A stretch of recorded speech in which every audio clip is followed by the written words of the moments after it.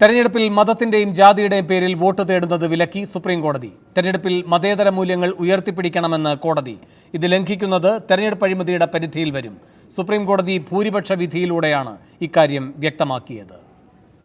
1995 ഹിന്ദുത്വ വിധി പുനഃപരിശോധിക്കണമെന്നാവശ്യപ്പെട്ടുള്ള ഹർജികൾ തീർപ്പാക്കിയാണ് സുപ്രീംകോടതി വിധി.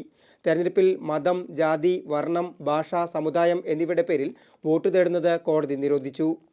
ജനപ്രാതിനിധ്യ നിയമം 123(3) വ്യാഖ്യാനിച്ചാണ് വിധി.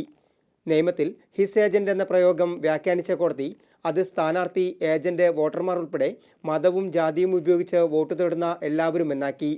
പ്രചാരണത്തിനായി മതത്തെ ഉപയോഗപ്പെടുത്തുന്നത് തെരഞ്ഞെടുപ്പ് അഴിമതി കുറ്റമാകും. ചീഫ് ജസ്റ്റിസ് TS ഠാക്കൂർ അധ്യക്ഷനായ 7-അംഗ ഭരണഘടനാ ബെഞ്ചാണ് വിധി പുറപ്പെടുവിച്ചത്. ബെഞ്ചിലെ 3 പേർക്ക് ഭിന്നാഭിപ്രായമുണ്ടായി. തെരഞ്ഞെടുപ്പിൽ മതേതര മൂല്യങ്ങൾ ഉയർത്തിപ്പിടിക്കണമെന്നും ഇതിൽ മതത്തിന് സ്ഥാനമില്ലെന്നും കോടതി പറഞ്ഞു. ജനപ്രതിനിധിയുടെ പ്രവർത്തനങ്ങൾ മതേതരമാകണം. മതവും മനുഷ്യനും തമ്മിലുള്ളത് വ്യക്തിപരമായ ബന്ധം. ഇക്കാര്യത്തിൽ ബാഹ്യ ഇടപെടൽ പാടില്ലെന്നും കോടതി പറഞ്ഞു.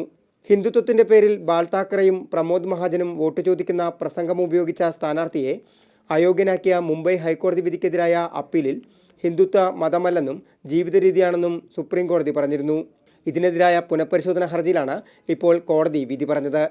സാമൂഹ്യ പ്രവർത്തക ടീസ്ത സത്യൽവാദ് അടക്കമുള്ളവർ കേസിൽ കക്ഷി ചേർന്നിരുന്നു.